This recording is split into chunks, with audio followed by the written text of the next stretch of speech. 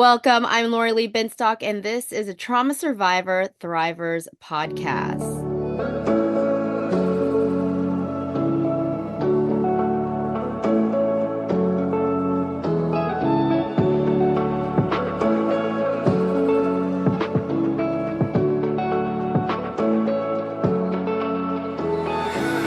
Thank you for joining us. This is a Trauma Survivor Thrivers podcast on Mental Health News Radio Network. This podcast is also available wherever you get your podcasts, but I do suggest checking out Mental Health News Radio Network to find all your podcasts related to mental health. Today's guest is Dr. Victoria Jonson. Dr. Jonson is a well-known physician in the practice of aesthetic medicine. She has pioneered many state-of-the-art laser procedures and surgeries and has helped guide the field for more than 20 years. Dr. Jonson is a published author who just recently released her book, From Trophy Wife to Cosmetic Surgeon. Victoria, thank you so much for joining me today.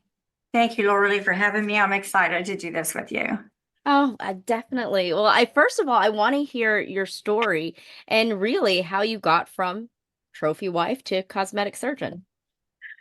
Well, when you become miserable enough in a situation or in a relationship, you really don't feel like you have another choice. I mean, I didn't anyway. And it was clear to me that no one was going to take care of me or my daughter except me. And so I just searched the Lord. I just, um, just begged and begged and begged, for a while just to get some guidance on what to do. I had no education except a high school. And, I just got the thorn, to go to school. And my sister was at Ole Miss. I lived in Mississippi at the time. And so I went to visit her, and it was just like a knife in my heart. I needed to go to school. And so she helped me, and my husband, there was no way he would ever be able, or he would ever help me pay for school. So we went over to the bursar's office, and it was the first year in 1988 that they allowed women to borrow money for education without their husbands' approval. I mean, the first year, and that's only 1988. Can you believe that? Mm. Anyway, but I was able to do that and able to go to school. And I just, took care of my daughter, my family, got her where she needed to be, got me where I could study, and then did all the things I needed to do to get through my undergrad. And then, all of this is a matter of prayer the entire time, because I didn't know I was smart. I had no idea. I'd been beaten down so bad. And so when I figured out I was smart, I was like, wow, okay, I can do this. And then it was really a calling in my heart to become a doctor. And I'm like, okay, I'm a Tupelo housewife. How's this going to happen? But it did. It did, just one door at a time, like the being able to borrow money, and then, the timing for my testing and everything and my courses, it all just fit perfectly. And it fit perfectly where I could drop my daughter off in the morning, do what I need to do during the day, and pick her up at night. And then I would wake up, like at 3 in the morning, and study from 3 to 5 or 3 to 6, because my husband wouldn't let me study. He would just scream and yell, and it was just miserable. That I knew I had to do something else, and I was just so driven, and I had to get out of the situation. And it took me a few years to do that. But then in the end, when I was in medical school, there was, in my book, my friend Joan, she helped me a lot because she was with me and my husband several times, and she's like, he treats you like a dog. Why are you saying this? And I looked at all these other women that were happy. They were in medical school too. And here I am miserable with this horrible person telling me that I'm terrible. He wants to get me thrown out of medical school, all this stuff. And I was just focused, and I did really well. And I took care of my daughter. She did really well. We didn't have hardly any money, but she got a job when she was 15, and she did really good. She always had 2 or 3 jobs, went to school. She did good in school. When I was on call, she'd come to the hospital and visit me or bring me dinner or something like that. So we would find time, even though I had to be on call a lot, we found time for us to be together, to go to the movies or sit and have lunch and talk. And she was just an excellent child, which I'm so grateful for. Yeah. And because she was a teenager when I was in medical school, which is trying at best. But you just have to want something bad enough to go through whatever you have to go through. And I knew the Lord had something different for me, and I was going to find out what it was. Now, I had to put in a lot of work and go through a lot of, mental beatings and stuff, but I wasn't going to let go. I was not going to let go of this urge and drive within me, no matter what I had to go through. And it was a lot. My daughter went through a lot. In fact, she can't even read the book. But she said, Oh. Mom, I don't want to relive it. I said, I didn't want to relive it either, writing the book. And I felt like I had to. I've been a doctor for so long, and patients, come in for different things, but they always end up talking to me and they tell me the most gosh awful stuff sometimes. And I'm just trying to hold on to my chair not to fall on the floor because I'm like, wow. And they're like, Dr. Johnson, you can't relate to this. I'm so embarrassed to have to tell you this. And I'm like, I can't relate to it. Yes, yes, I can. And so after a while, I was like, how did I do this? How did I go through all that? And I didn't really know. And so I sat down and started writing and writing and writing and writing. And I took a bunch of stuff out and added a few things. But basically, I just wanted people to know that I'm a human being too, and I've been through a lot in my life. Pretty much everybody goes through a lot in their own ways. And I just wanted other people to see this is possible. You Mhm. can do this, you can thrive. You can leave that behind. I got a lot of counseling, and you can leave that behind. You don't have to be abused anymore. And now I can help women. I can help men too, that are in an abusive relationship or just going nowhere in life, and just have no self-confidence, or self-esteem. And to help people grow in that is just such a passion of mine. So most of the time in my clinic, I do counseling all day long, and then they come back. I don't ever charge anybody, and I have them come back, whatever we're going through, want to go to nursing school or medical school, or I want to become, a cafeteria aide, whatever it is. It's so fulfilling to watch people rise up, and Right. not be burdened and not be abused anymore. And it's just awesome. Yeah, to just stand up and say, no, I'm not doing that. You're not treating me like that. And like, this is my place. I have my own house. I mean, you can have your dream. You can. You just have to, don't listen to fear, because you're going to have fear constantly. And you Mhm. just walk right through that fear, because fear is fake. Fear is a false. And so you just walk through that fear, and then you find your faith, and faith grows in the rearview mirror. You don't know how much stuff you've been through until you look back and you're like, oh my God, I did make it through that. I did make it through that, Mhm. and you just hang on, and don't let fear get you. Don't let guilt get you. Don't listen to anybody, because your dream is not their dream. And Right. you don't know what their ulterior motives are, so no, you get your own dream and you just do it. And if you get scared or guilt ridden or whatever, just jump. Just do it. Just make the first jump, whatever that may be. And sometimes the jump might be wrong. You might be going the wrong direction, but you'll find out quick that you're moving. You're moving in the right direction, moving in a positive direction. And the doors will open for you. I promise you, they will open for you. Yeah. Yeah, I mean, I'm sure you get, like you were saying, you have a lot of patients that come to you and they tell you these stories like, oh, you don't know how to relate. But Yeah. there are a lot of people who feel like they can't get out of an abusive relationship, Right. or even especially if it's verbal, because they're like, oh, he's just saying these things, but that will Right. knock you down pretty hard. Yeah. That's what mine was. Yeah, and it's terrible, but what do you say? I mean, I know you're saying just jump, just do it. I mean, what if there are people who don't know what it is that they can do, how they can survive, financially, especially. Yeah. Um, Financially is the big one, because that's how you're really controlled, is with the purse Right. strings.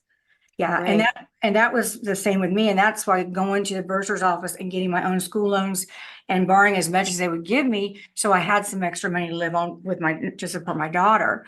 And but I mean, we didn't have hardly anything, but we did it anyway, And so I don't know where your finances are going to come from. I don't know which direction is right for you, but if you just keep this mindset, it comes to you. It comes to you.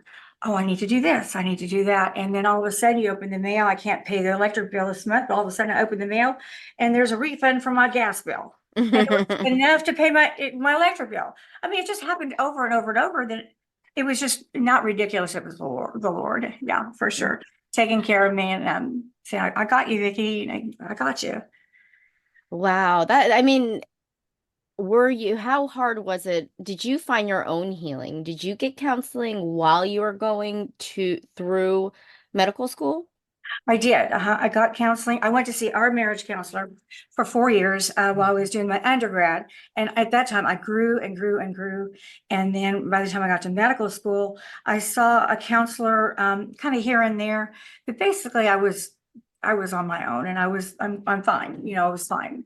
But I mean, I've had to work through some of the abuse and some of the patterns and stuff, and I have to watch what I allow in my life. And I had a situation a couple of years ago where I went to New York to study with this physician, and he was a big surgeon or whatever. And so he immediately started attacking me and asking me all these questions. And I'm like, A, I'm paying you for this education. B, what are you doing? But he was so mean and screaming and yelling at me. Can you believe this? And like I'm nobody or what. And so finally I just thought, and some of my staff was there, I didn't say a word. I just let him berate me, whatever he was going to do. And when I left the meeting, I thought to myself, I don't have to live with that anymore. And my Wow. staff was like, why did you put up with it? I said, well, I don't care what he thinks. I came here, I gave him money to show me how to do this procedure. He did. Now I'm leaving. I could care less about him and his screaming. His wife gets to deal with that. Not, you know. So, but after that, something opened in me. And I was like, that was another big bear I had to face. Some powerful man screaming and yelling at me like my ex-husband. And I didn't care. I didn't care because it Mm. didn't affect my business, my being a physician, me being a mother. He had nothing to do with that. I mean, that's his own thing. If he feels like he has to do that to women Right. or whatever, I really didn't care. That it was like it was healed in me, whereas before I might have cowered, and, oh, Mm. please, I really am a good surgeon. I really am. No, I You don't had care nothing to less. prove to him. I'm not going to prove anything, and I'm not going to engage in this behavior.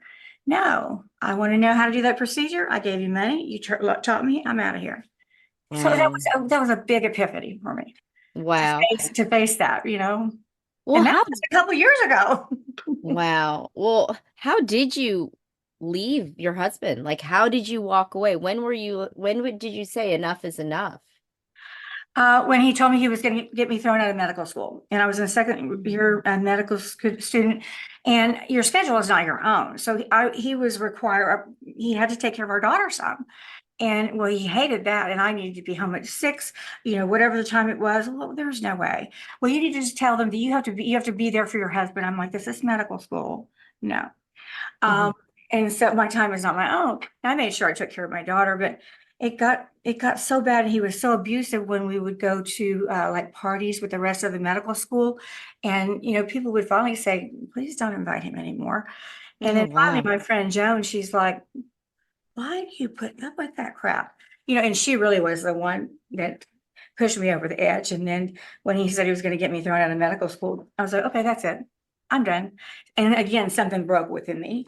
And I remember getting a moving van and moving to my own place with my daughter. And then the next thing I knew, he drove up and he kissed her goodbye and then he left.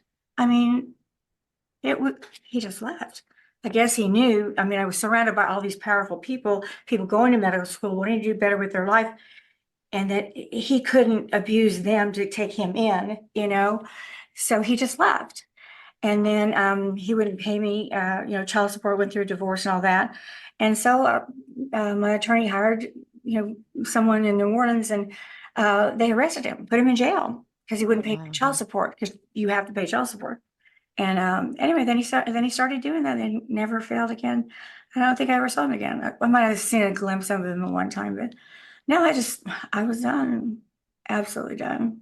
Wow. I Wow. mean, That's it's so just like brave of something you. broke, something inside me broke, and no, this is my dream, and you're not taking it away from me. I'm not failing out of medical school. Yeah, Wow. You talked about, your patients coming to you and telling you their own story. And you wrote um in your book and in magazine about how when people do come to you for because you work on, it's cosmetic surgery, right, and you kind of dig deeper than just the surface level. Can exactly. can you talk about that a little bit? Well, I realized early on that patients come in because there's something wrong. Okay. It could be this little tiny mole here or a little tiny wrinkle here. They want help. They don't know what kind of help they are. They don't really know. And so it's my the funnest part of my job is trying to figure out, why are you really here? And Mm. usually if I start talking to them and they're, like, my job this or my job that, well, I just turned 50 and, all these young people coming in, I need to look better. Or, a man has lost his wife after 50 years, wants to start dating. How can I, that kind of stuff. Or people are in an abusive relationship and, and they're just beaten down. And I mean, you can feel it, so you just start probing questions. And, most of the time they'll open up to me and tell me, what's going on. And so I'll, depending on what's going on, I'll see them back sometimes daily, sometimes weekly, sometimes every couple of weeks. And I give them, self-help books and stuff. And one lady came in and she had finally stood up to her husband, abusive husband, and he threw her book away. And he said, "Oh, I knew there was something, you were doing something." So she came in and I gave her a copy of the book again, and I gave her 2 copies. I said, Mm. "Hide this one, okay, in case he tears this one up again." Because, and sometimes you just need help. Like, I'll give him my book or I'll give him Dr. Hawkins' book, and it's all about you growing, and that you can do this. And so, yeah, when patients come here, there's something else going on, and Yeah. it's so fulfilling to help them stand up or put their shoulders back, their head in the air. I got a nursing school, or, I got my whatever degree it is, finally, after all these years, and it's so rewarding. Yeah, I love it. Wow. So you're like a surgeon and a counselor all in Yep, all one. in one. Yeah. And the most Ah, important thing to me is the counseling part. Yeah. wow. What made you go into the cosmetic side of it? Well, I actually began as a family physician, but I never did that. I was an ER physician for a while, but I got interested in aesthetics, and all I had when I opened was Botox and 2 lasers. And I don't know how I did it anyway, but I quit my job, didn't tell my job I was quitting my job. And I worked in the ER at night so I could do laser light in the day. And I don't know, I just kept putting one foot in front of the other and um, just keep going. And so, how do I like aesthetics? I like being my own boss. And I wasn't Mm. my own boss in my past jobs. And I don't like that, I mean, I guess I'm a control freak. I don't know. But I want to do my own thing. And I couldn't counsel, at previous jobs, or um, couldn't do little extras. Well, now I can counsel. I send my patients flowers or, tickets to something. I mean, whatever it is, it's appropriate, um, Hmm. and I'm free to be me, and I'm free to be loving and caring, and to show you that you can be a powerful woman, but you can be loving and caring. And that's the most important part of my life, is to care for people. So, Wow. And you now have a husband. I have a husband now. We've been married 3 years in a couple of weeks, but we've been together about 15 years. And he's fabulous. He's a lawyer, a retired lawyer. He's a little bit older than I am, but he is the calming force in my life. Yeah. When I get too excited or worked out, he's like, "Victoria, tone it down a notch," and he just takes care of everything for me. I mean, he's just wonderful. Yeah. Wow. Well, that is wonderful because I feel like there's a certain sense once you've found your own healing and you kind of can stand confidently on your own. It's easy to find a partner who Right. can stand on their own, but also be a support for you as well. Exactly. Well, and he was in a not such a great relationship for 28 years, and he went through a bunch of counseling as well, and I did. And so we've worked on our relationship a lot, and triggers and stuff. But I mean, we just have a great relationship, and he loves my daughter, my granddaughter, and it's just God sent him to me for sure. Yeah. Mm. Well, I do want to ask, is there anything else that you want to add? Anything that you think that our audience would needs to know, especially when it comes to your story and how it can apply to others? Well, in my experience with my husband at the time, I was so scared of him. I mean, so scared of him. And then when I got out of it and faced that fear and looked back, I realized he was nothing but a blowhard. I mean, Mm. that was it. And someone had told me along the way, when he starts screaming and yelling at you, just think about smoke coming out of his mouth. It doesn't mean anything. but he's insecure. He thinks that if he abuses me enough, I'm not going to leave because I'm so scared of him. And Mm-hmm. there's only so much of that you can take, or that I could take. And then I was like, this is so not worth it. And but I would just say, whoever's abusing you, whatever situation, it's really about them. I mean, Mm-hmm. they're the ones who are insecure. They're the ones that, have to make you stay or whatever it is. And no, you don't. You can have your own voice. It is scary. I didn't know if I was going to get punched to death or what, but he didn't ever hurt me. But then in looking and helping patients at my clinic, I'm like, all of that is just blow. They're just blowing. They're just blowing. What are they going to do? Beat you to Mm-hmm. death? Okay, then you're out of it. Or when I was working in the Mm. emergency room, and a woman had been beaten by her husband, a fracture, and she's cowering in the corner, and I walk in and I'm like, I dare you to hit me, you know? Mm. And I was like, I think that was a little much, but I was screaming and yelling at him about beating his wife and breaking her face. And the wife was like, I wanted her to have confidence. And even if he hit me, I didn't care. I wanted her to stand up for herself, and look what he did. He sat down Mhm. and became quiet. Wow. I mean, to me, they're the ones that are insecure and they Oh, feel like they have to absolutely. keep you. Why do you have to keep me? Anyway, it's hard. Yeah. It's really hard. It's hard to break the cycle. And because after my husband, I had some bad relationships, and I'm like, okay, back to counseling. Why did I pick this one? Okay. Ah. Why did okay, I did it again. What was so it took me a while because I got married when I was 19. I mean, what did I know? And so you can do this. I mean, you can, and it's so overwhelming, trying to get out of a situation that's, abusive. Um, but fear is fake. It's not real, and all the screaming and yelling, it's not real. I mean, if they're hitting you, that's another thing. Mhm. But yeah, you can do this. It's them with the problem. You just got to figure a way to get out of it.